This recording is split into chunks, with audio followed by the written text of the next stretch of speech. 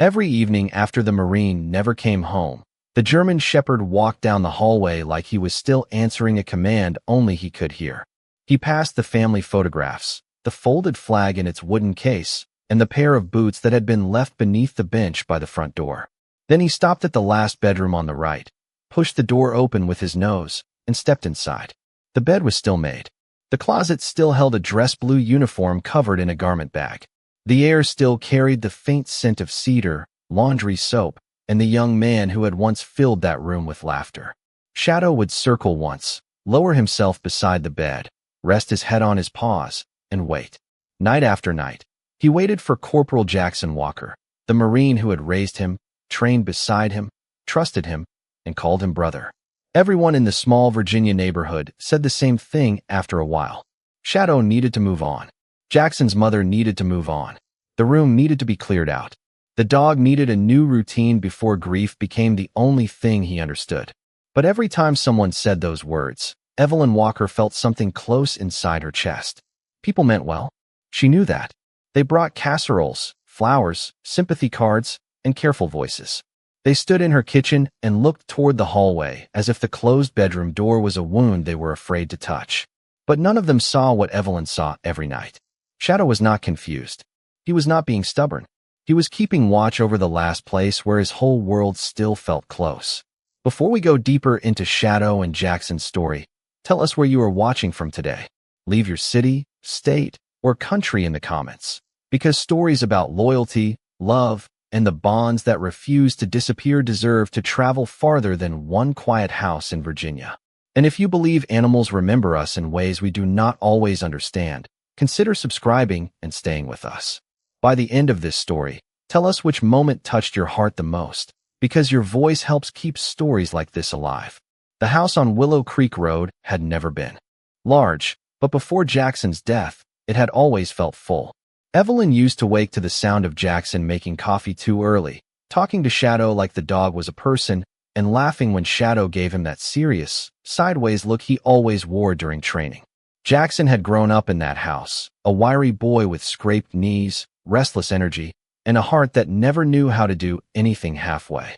When he joined the Marine Corps, Evelyn was proud and terrified in equal measure. When he became a K-9 handler, she saw something settle in him. He found purpose. And when he brought Shadow home for the first time, she saw a different kind of peace in her son's eyes. Shadow had been 18 months old then, all muscle, alert ears, and cautious intelligence. He did not rush to Evelyn. He studied her from beside Jackson's leg, watching the way she moved, the way she spoke, the way Jackson responded to her. Jackson laughed and placed a hand on the dog's neck. "Mom, don't take it personally. He's not rude. He's evaluating you." Evelyn had raised an eyebrow. "Is that what we call it now?" Jackson grinned. "He's a Marine. He has standards." A minute later, Evelyn offered her hand. Shadow leaned forward, sniffed once, and rested his chin briefly against her palm. Jackson's smile softened. "See? He likes you." Then, after a pause, he added, "He's not just my K-9, Mom. He's my brother." At the time, Evelyn thought he was being sentimental. Young men in uniform could be like that when they were home for the weekend and pretending they were not tired. But over the years, she learned that Jackson had meant every word. Shadow and Jackson moved through life like two halves of the same thought. Jackson knew when Shadow was tense before anyone else could see it. Shadow knew when Jackson's joking voice was covering exhaustion. They trained on base, deployed together, came home together, and slept in the same room whenever Jackson visited Evelyn. Jackson never treated Shadow like equipment. He checked the dog's paws before he checked his own boots. He carried extra water in the heat. He talked to him in grocery store parking lots and rest stops and quiet moments on the porch, not because Shadow understood every word, but because Shadow understood him. After the notification officers came to Evelyn's door, everything in the house changed except Shadow's routine. The first days disappeared into a blur of uniforms, calls, signatures, arrangements, and people saying they were sorry in voices that sounded far away. Shadow moved through it all with a terrible quietness. He watched the men in dress uniforms. He watched Evelyn sit at the kitchen table with both hands wrapped around a mug she never drank from. He watched Jackson's room fill with flowers, cards, and framed photographs. At the funeral, Shadow sat beside Evelyn with his body still and his eyes fixed forward. When the rifles cracked in salute, he flinched once but did not move. When the folded flag was placed into Evelyn's arms, Shadow leaned against her leg, as if holding her upright was now his duty. The first night after the funeral, Evelyn found him in Jackson's room. The house had emptied at last. The sympathy food was stacked in the refrigerator. The chairs had been pushed back into place. The silence was so complete that Evelyn could hear the refrigerator motor hum. She walked down the hallway, drawn by some instinct, and found Shadow lying beside Jackson's bed. His head was turned toward the door. His ears lifted when she appeared, but he did not get up. Evelyn stood there in her robe and slippers, one hand on the doorframe. For a moment, she almost called Jackson's name, because the sight felt so familiar. Dog beside bed, boots near closet, a room waiting for a young man to return. Then the truth struck her all over again. Jackson was not coming home. "Oh, Shadow," she whispered. The dog looked at her with eyes that seemed older than they had the day before. Evelyn crossed the room and sat on the floor beside him. She placed her hand on his thick neck, and he released a slow breath. They stayed like that for nearly an hour. Evelyn did not tell him to leave. She did not tell herself to be strong. She simply sat in the place where her son should have been and let the dog share the weight of the room. In the weeks that followed, Shadow repeated the same ritual every evening. At dusk, no matter where he was, he returned to Jackson's room. If Evelyn was cooking, he rose from the kitchen floor and went. If he was lying on the porch, he came inside. If a neighbor stopped by and tried to distract him with treats, he accepted politely, then walked away when the light began to fade. He did not bark. He did not whine. He simply took his post. Evelyn began to dread sunset, because it was the hour when loss became visible on four legs. Her sister, Denise, was the first to say what others were thinking. "Evie, maybe you should close the room for a while." She said it gently, standing at the sink with her sleeves rolled up after helping wash dishes. Not forever, just long enough for him to break the habit. Evelyn looked down the hall. Shadow was already gone. "It is not a habit," she said. Denise sighed. "I know you love him. I love Jackson too. But dogs can get stuck. People can get stuck." Evelyn dried a plate slowly. "Maybe we are both stuck." Denise did not answer right away. Then she reached for Evelyn's hand.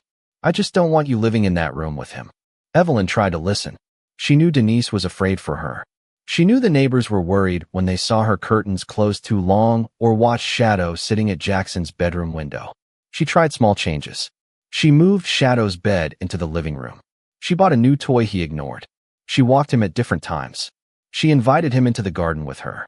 During the day, he sometimes followed. He sat under the maple tree while she pulled weeds. He rested near the screen door while she folded laundry. He accepted food, water, touch, and kindness. But when evening came, he returned to the bedroom as if the day had only been a temporary assignment and the night was his real duty. Captain Ryan Mitchell came by near the end of the second month. He had been Jackson's commander, but to Evelyn he had become something closer to family. Ryan was broad-shouldered, soft-spoken, and careful with grief in the way of people who had seen too much of it. He removed his cover at the door and held it in both hands while Evelyn hugged him. He brought a box of Jackson's personal effects from base, items that had been delayed by paperwork and procedure. Evelyn made coffee because she needed something to do with her hands. Ryan did not comment when Shadow got up and walked down the hallway as the sky outside dimmed. He only watched. After a few minutes, he asked, "He still does that every night?" Evelyn nodded. "Every night." Ryan set his mug down. "May I see him?" They walked quietly to Jackson's room. Shadow was lying in his usual place, close enough to the bed that his shoulder nearly touched the frame. Ryan stopped in the doorway. His face changed. The commander disappeared for a moment, and Evelyn saw only a man remembering a younger man he had failed to bring home. "I have worked with a lot of handlers in K9S, Ryan said. "Some are good teams. Some are excellent. Jackson and Shadow were something else." Evelyn folded her arms around herself. "Do you think he understands?" Ryan looked at the dog. Shadow watched him without lifting his head. "I think he understands more than we give him credit for," Ryan said. "Maybe not in the way we do. But he knows Jackson is gone. And he knows this room mattered." Evelyn swallowed. "Then why does he keep waiting?" Ryan was quiet for a long time. "Maybe he is not waiting for Jackson to come back. Maybe he is waiting for somebody to understand why he stayed." Those words followed Evelyn into the night. She lay awake listening to the house breathe around her, waiting for someone to understand. The thought unsettled her because it sounded true. Shadow's vigil did not feel empty. It felt intentional, like he was holding a place in the world until someone else was ready to see what it meant. The next morning, Evelyn opened the box Ryan had brought. She had avoided it at first. There were some kinds of pain a mother had to approach slowly. Inside were neatly folded shirts, a worn baseball cap from Camp Lejeune, 2 challenge coins, a stack of photographs, and a small green notebook held closed by a rubber band. Shadow stood beside the table while she sorted through everything. He smelled the cap and then looked toward the hallway.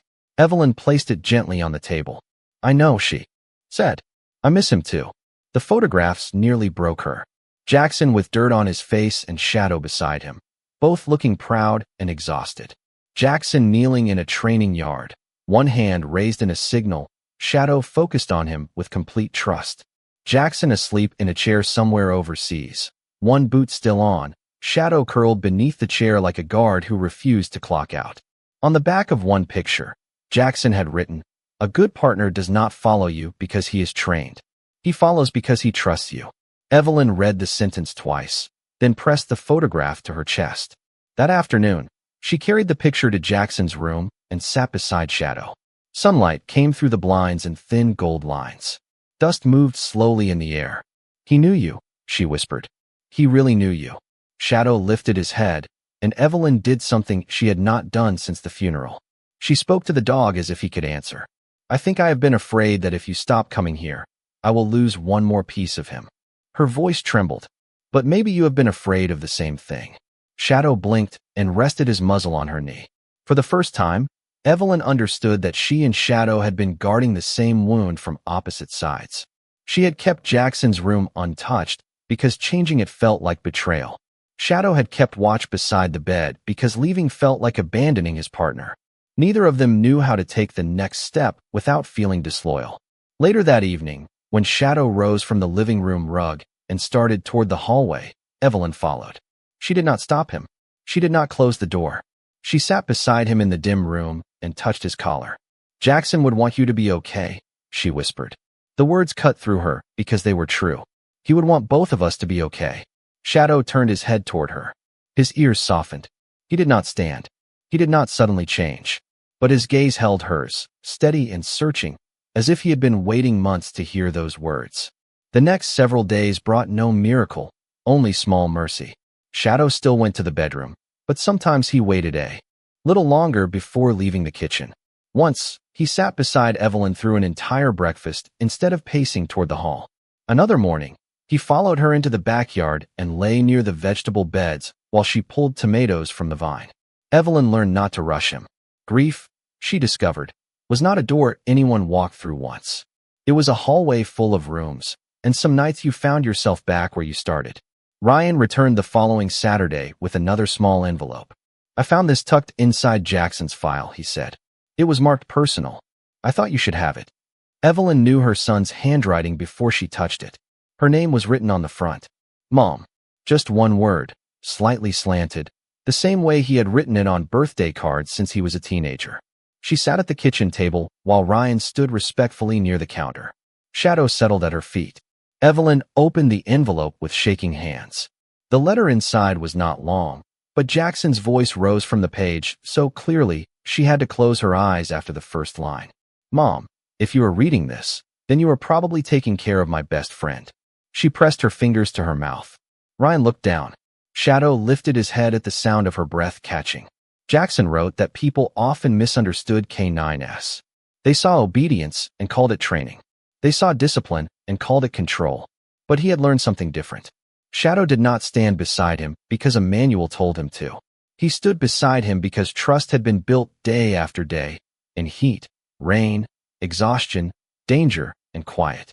He wrote, "He has saved me in more ways than anyone will ever know. Not just with his nose or his training, but with the way he reminds me I am never alone." Evelyn had to stop.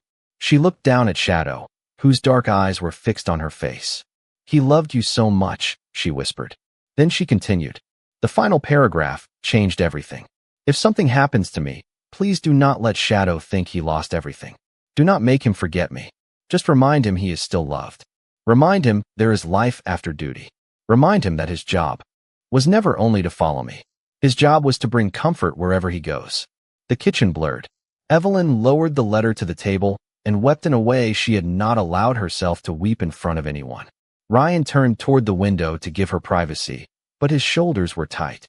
Shadow rose and placed his head in Evelyn's lap. She folded over him, holding his neck, feeling the steady warmth of him, and for the first time since Jackson died, her tears did not feel like falling into a hole. They felt like opening a door. That night, Evelyn brought the letter into Jackson's room. She sat on the floor beside Shadow and read parts of it aloud. She knew he could not understand every sentence, but she believed he understood the shape of her voice, the name she spoke, the grief and love inside it. When she reached Jackson's line about being loved, Shadow released a soft sound from deep in his chest and leaned against her shoulder. Evelyn touched his collar. He did not ask you to wait forever, she said. He asked me to help you live. Then she whispered the harder truth. Maybe he asked you to help me live too. The following morning, Shadow walked past Jackson's open door, paused, and then continued into the kitchen. Evelyn was standing at the sink with a cup of coffee in her hand. She froze. Shadow came to her chair and sat, looking up as if breakfast had always been their routine. Evelyn laughed once, a broken little sound that turned into tears. All right, she said. I see you. She put down the coffee, opened the back door, and stepped outside with him into the cool Virginia morning. Their walks began as short loops around the block. Shadow moved cautiously at first, glancing back at the house, especially when they reached the corner where Jackson used to jog with him during visits home. Evelyn learned to speak to him when he hesitated. We are not leaving him, she would say. We are taking him with us. The first time she said it, she meant it for Shadow. The second time, she understood it was for herself. Neighbors started noticing. Martha Bell, who lived across the street and had known Jackson since he sold Boy Scout popcorn door to door, came down her driveway with tears in her eyes. It's good to see him outside, she said. Shadow sniffed her hand and accepted a gentle scratch behind the ears. Martha looked at Evelyn. It's good to see you outside too. Evelyn almost made an excuse, then decided not to. We are trying, she said. Martha nodded. That is all any of us can do. A few weeks later, Ryan called and asked if Evelyn would consider bringing Shadow to the Veterans Center in town. No pressure, he said quickly. Only if you think it would be good for him. Some of the guys there have heard about Jackson and Shadow. A few asked how he was doing. Evelyn's first instinct was to say no. The Veterans Center was filled with reminders. Men and women in ball caps stitched with units and wars. Photographs on walls. Stories of people who came home carrying invisible weight. She was afraid it would be too much for Shadow. She was more afraid it would be too much for her. But that evening, Shadow did not go straight to Jackson's room. He stood in the living room, watching Evelyn, waiting for something. She thought of Ryan's words from weeks before. Maybe he is waiting for somebody to understand why he stayed. Evelyn took a breath. We will go, she told him. Just once. We will see. The Veterans Center sat beside a brick church and a small county library, ordinary from the outside except for the flag snapping above the entrance. Inside, the air smelled of coffee, floor polish, and old paper. Evelyn's hand tightened on Shadow's leash when they entered. Shadow stepped forward with calm confidence, not pulling, not shrinking. Heads turned. Conversations softened. A retired Marine with silver hair and a cane looked up from a card table and said, Well, I know that dog. Ryan came from the hallway, smiling gently. Shadow, you remember this place? Shadow moved toward him and pressed his shoulder against Ryan's leg. What happened next was not dramatic in the way people expect healing to be. No music swelled. No one made a speech. Shadow simply walked into the room and became what Jackson had always known he could be. He sat beside a Vietnam veteran whose hands shook too badly to hold his coffee steady. He rested his head against the knee of a young Marine who had not said more than 3 words all morning. He allowed a Gold Star father to place both hands on his back and bow his head. No commands. No performance. Just presence. Evelyn watched from a chair near the wall. She had spent months believing Shadow's loyalty belonged only to Jackson's bedroom. Now she saw it move through a room full of strangers and make each person feel, for a moment, less alone. Ryan stood beside her. Jackson used to say Shadow knew who needed him before anybody spoke, he said. Evelyn nodded, unable to look away. He was right. A young veteran named Caleb became the clearest proof. He sat alone near the back window, a baseball cap pulled low, one foot tapping constantly. Ryan told Evelyn quietly that Caleb had been struggling since leaving the service. He came to the center, but rarely joined anyone. Shadow seemed to notice him immediately. The dog walked across the room, stopped a respectful distance away, and waited. Caleb looked down. "Hey, buddy," he said in a voice so rough it sounded unused. Shadow stepped closer and sat. Caleb slowly put a hand on his head. His foot stopped tapping. Evelyn felt something inside her shift. Jackson had written that Shadow's purpose was to bring comfort wherever he went. For months, she had thought of that as a beautiful line from a grieving son's letter. Now she saw it becoming real. Shadow was not leaving Jackson behind by comforting someone else. He was carrying Jackson into the room. After that first visit, the Veterans Center became part of their week. Tuesdays and Fridays, Evelyn brushed Shadow until his coat shone, clipped on his leash, and drove the 10 minutes into town. At first, she told herself she was doing it for Shadow. Then she admitted she was doing it for herself too. The center gave her a place where Jackson could be spoken of without people flinching. Veterans asked about him, not only about his death, but about his life. They wanted to know what made him laugh, what kind of handler he had been, what Shadow was like as a younger dog. Evelyn learned stories she had never heard. At home, Jackson's room remained. Evelyn did not turn it into a shrine, but she stopped treating it like a sealed tomb. She opened the curtains. She washed the sheets and folded the blanket. She placed the photographs in frames instead of leaving them in boxes. Shadow still visited, especially at night, but the visits changed. He would walk in, sniff the bed, stand quietly for a moment, and then return to wherever Evelyn was. The first night he came back to the living room on his own, Evelyn cried into her tea. Shadow placed his head on her slipper as if to remind her that grief could make room for gratitude without disappearing. Then, one rainy afternoon, Evelyn found the green notebook again. It had slipped behind a stack of photographs on the dining room sideboard. She sat down to read it, expecting training notes. Most pages were exactly that.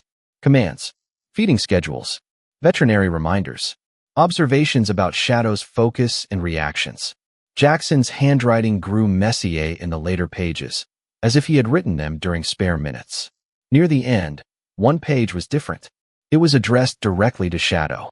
"Partner, if you ever feel lost, remember this. Your work was never only to follow me. You have a gift for finding the person in the room who is hurting and reminding them they are not invisible.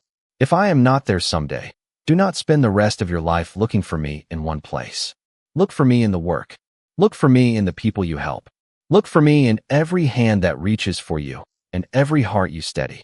Evelyn covered her mouth. Outside, rain moved down the windows in wavering lines. Shadow lay under the table, asleep, his paws twitching slightly. She read the passage again. Look for me in the work. That was Jackson, always turning love into service.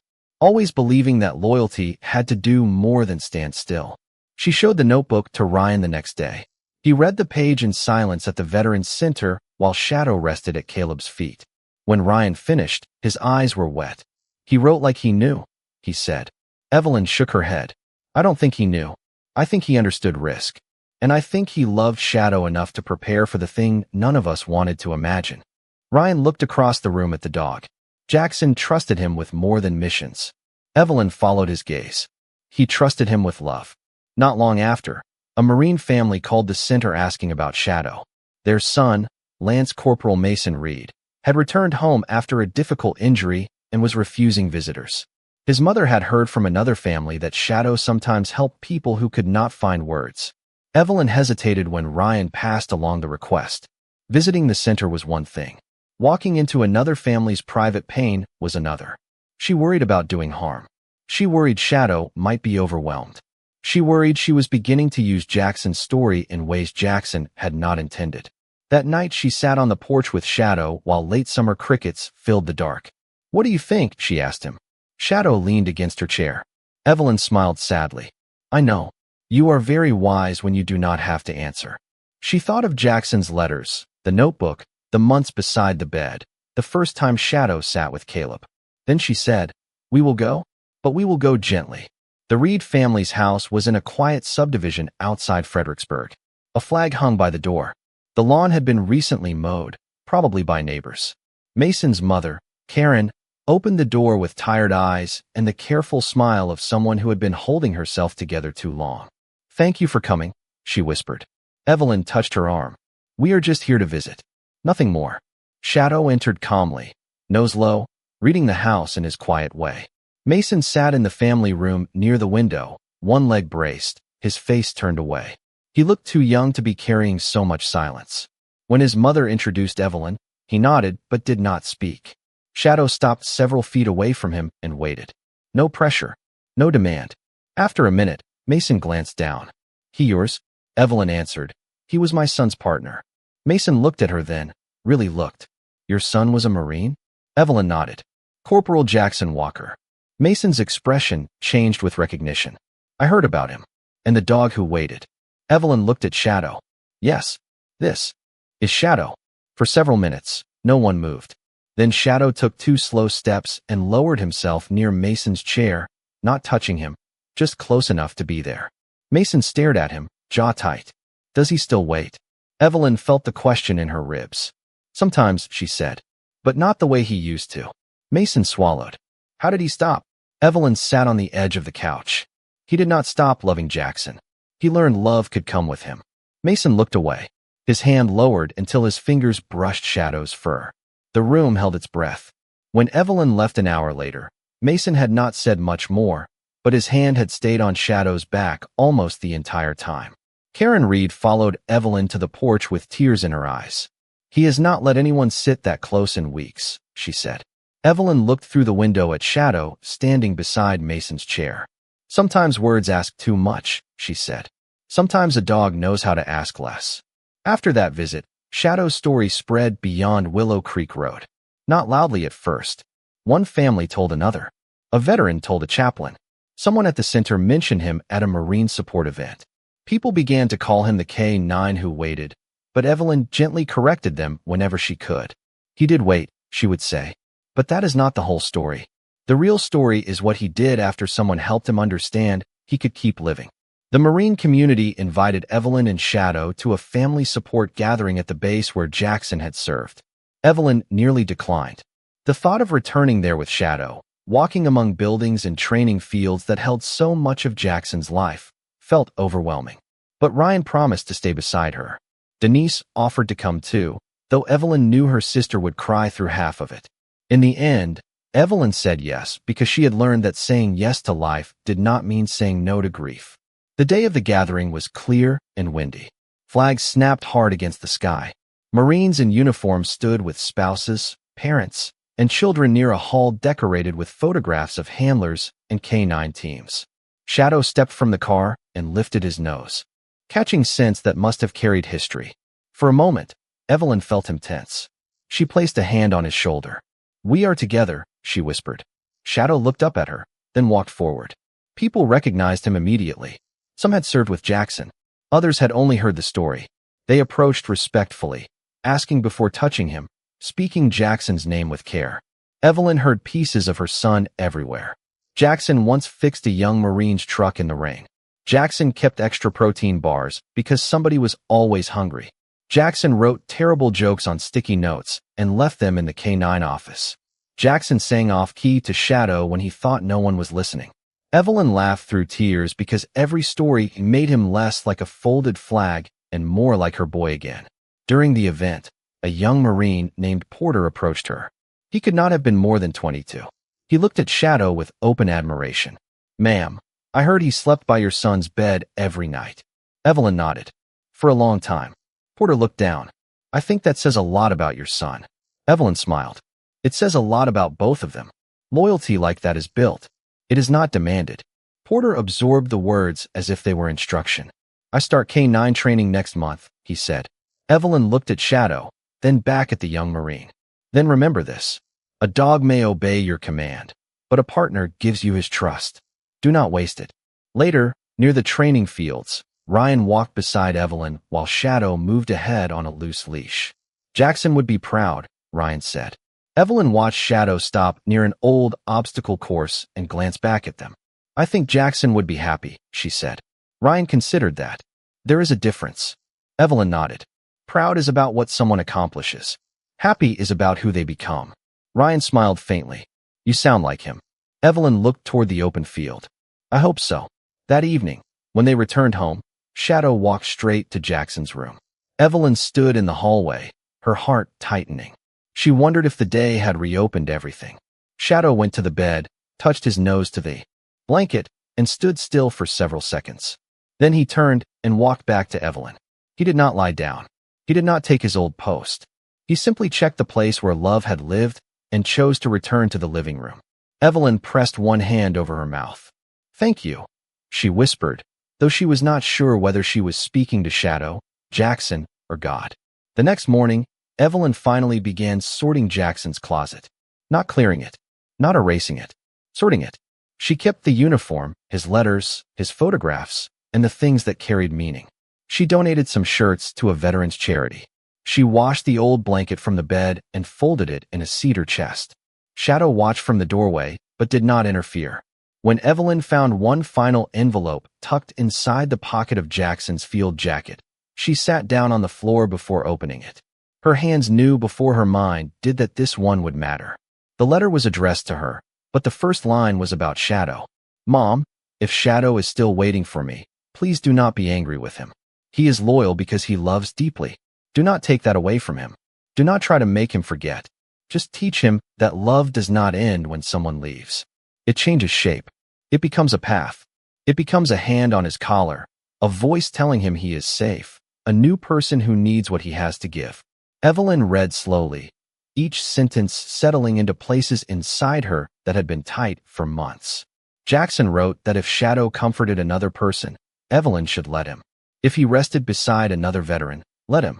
If he made a child laugh or helped a grieving parent breathe a little easier, let him. That is not replacing me, he wrote. That is remembering me the way I would want to be remembered. I do not want my partner's life to become a monument to the day I died. I want it to become proof of the way we lived. Evelyn lowered the page and closed her eyes. For months, she had feared that moving forward would disrespect her son's memory. Jackson had answered her before she even asked. He did not want a monument made of stillness. He wanted proof of life. The last lines were simple. Take care of him, Mom. But let him take care of you too. He is better at it than you think. And when the day comes that he walks out of my room on his own, do not cry because he is leaving me. Smile because he finally knows I am going with him. Evelyn pressed the letter to her heart. Shadow came closer, his nails clicking softly on the hardwood. She wrapped her arms around him and laughed through tears. He knew us too well, she said. Shadow rested his head against her shoulder. Outside the bedroom window, afternoon light spread across the floor like something gentle being offered. From then on, Evelyn stopped counting Shadow's progress by what he no longer did. She stopped asking whether he had moved on. She began noticing what he carried forward. At the Veterans Center, Caleb started attending group lunches because Shadow sat beside his chair. Mason Reed came outside for a walk because Shadow stood by the door until he followed. At a family support event, a little girl who had lost her father in service pressed her face into Shadow's fur and whispered something no adult heard. Her mother mouthed thank you across the room. Shadow accepted every sorrow without trying to fix it. He simply stayed. A national veterans organization eventually heard about him and invited Evelyn to speak at an event honoring service members and their K-9 partners. Evelyn almost laughed when the email arrived. She had never been a public speaker. She was a retired school secretary who still got nervous ordering at a drive-thru if too many cars were behind her.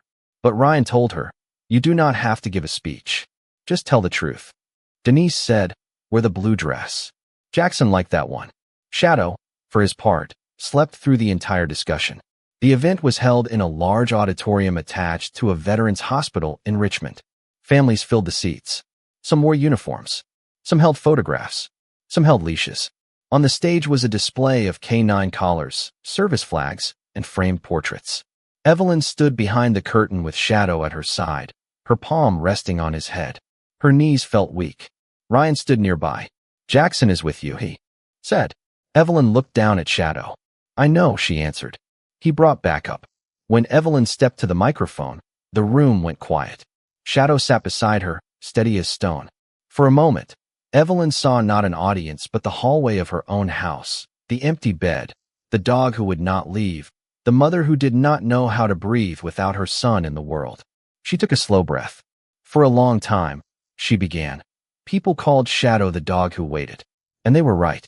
Every night after my son, Corporal Jackson Walker, did not come home, Shadow walked into Jackson's bedroom and lay beside the bed. I thought he was waiting because he could not understand loss.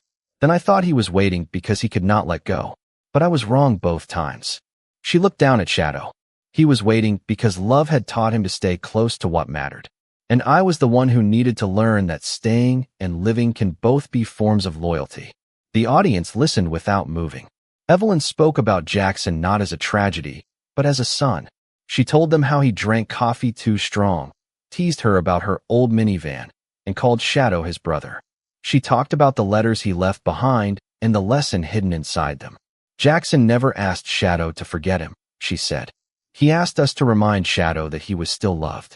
And in doing that, Shadow reminded all of us of the same thing. Missing someone and living your life are not opposites. Sometimes living is how we carry them best. When she finished, the room stood. Evelyn did not remember the applause clearly. She remembered Shadow leaning against her leg. She remembered Ryan wiping his eyes. She remembered a woman in the front row holding a photograph to her chest.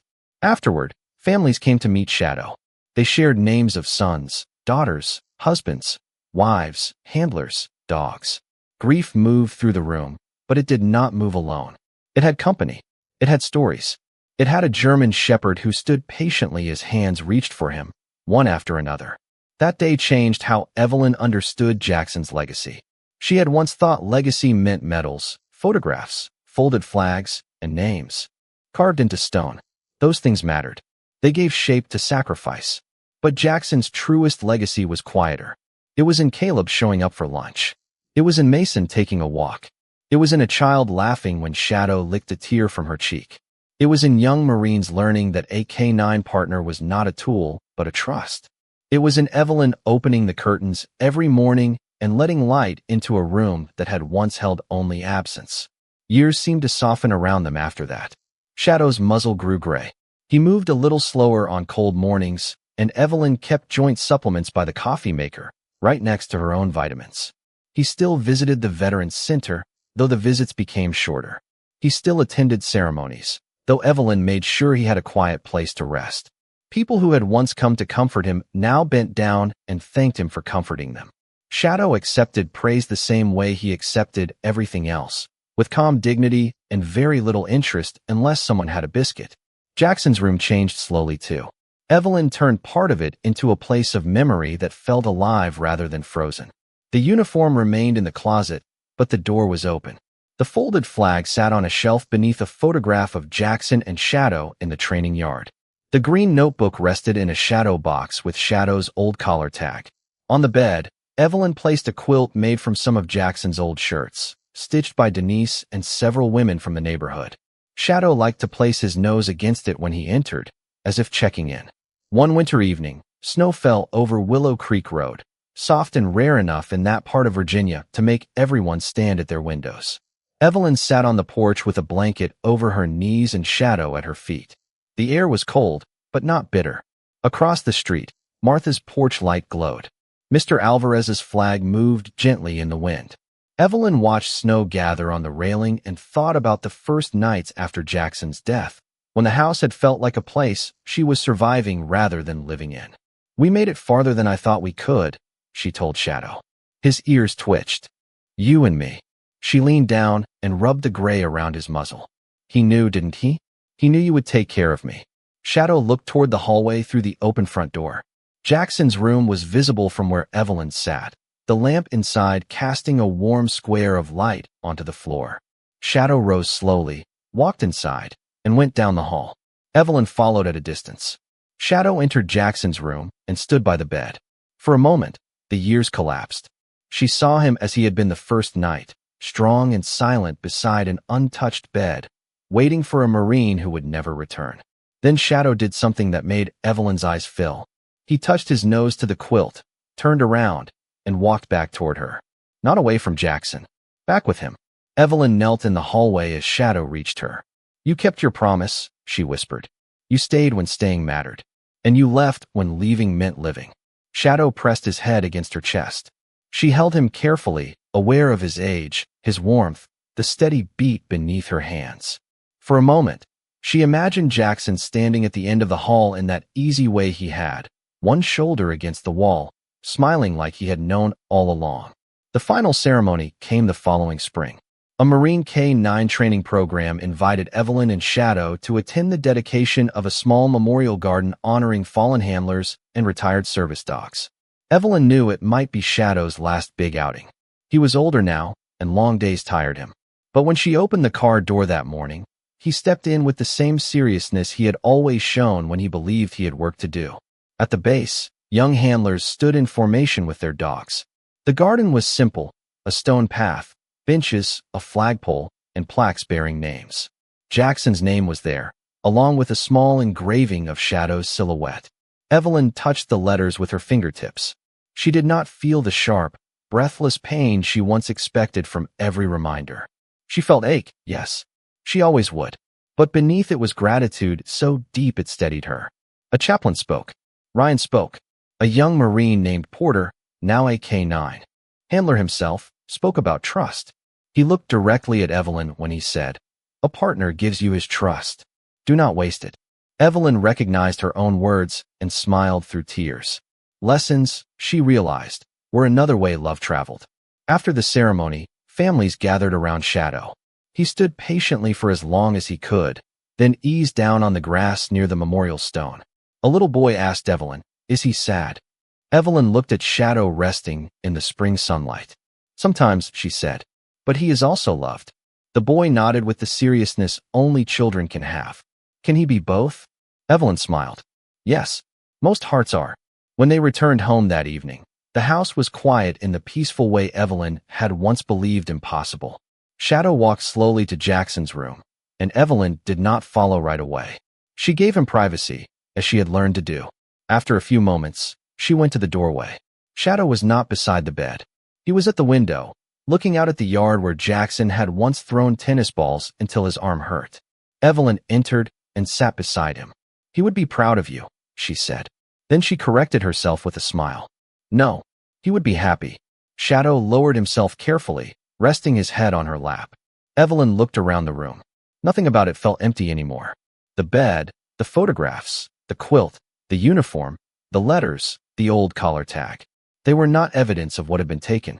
They were evidence of what had been given. In the years that followed, people continued to tell the story of the Marine and his German Shepherd. Some told it as a story about a dog who waited beside an empty bed. That part was true, but it was only the beginning. Those who knew Evelyn told the rest. They told how a mother and AK-9 learned to grieve together. They told how Jackson's letters turned sorrow into purpose. They told how Shadow walked into veteran centers and family homes and reminded people that they were not alone. They told how loyalty did not keep him trapped in the past. It taught him how to carry love forward. And that was the lesson Evelyn held closest. True loyalty is not measured by how long we stay in one room, beside one bed, staring at one doorway that will never open. True loyalty is measured by what we do with the love we were given. It is measured in the courage to remember without becoming frozen, to miss someone without refusing every sunrise, to carry a name into acts of kindness that continue long after the final goodbye. Shadow never forgot Jackson. He did not need to. Forgetting was never the goal. He remembered him in every veteran he comforted, every child he calmed, every Marine he taught without speaking. He remembered him in the walks around Willow Creek Road, in the porch evenings with Evelyn, in the quiet visits to the bedroom where love had once waited and then learned to move. Evelyn never stopped missing her son either. Some mornings, grief still found her before coffee. Some birthdays still hurt. Some songs on the radio still made her pull the car to the side of the road and sit with both hands on the steering wheel until she could breathe again. But she no longer believed that pain meant she had failed to heal. Pain was proof that love had been real. Healing was not the absence of missing. Healing was learning how to let missing walk beside gratitude. On the last page of Jackson's notebook, beneath all the practical notes and commands and schedules, Evelyn eventually wrote one sentence of her own. She used a careful hand because the page felt sacred. Jackson, he did what you asked. He kept loving.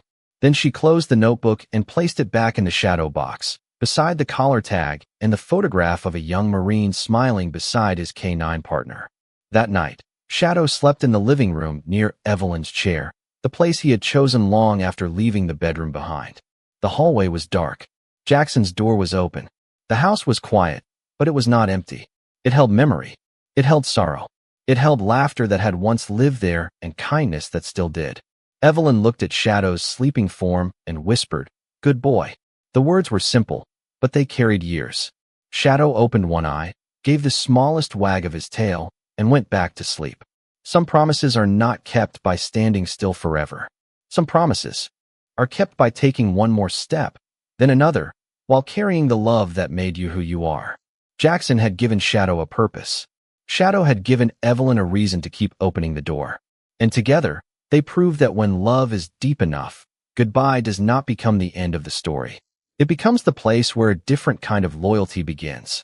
After hearing Shadow and Jackson's story, what moment stayed with you the most? Was it the German shepherd lying beside the empty bed, Evelyn finally reading Jackson's letter, or the moment Shadow walked out of that room because he understood love could come with him?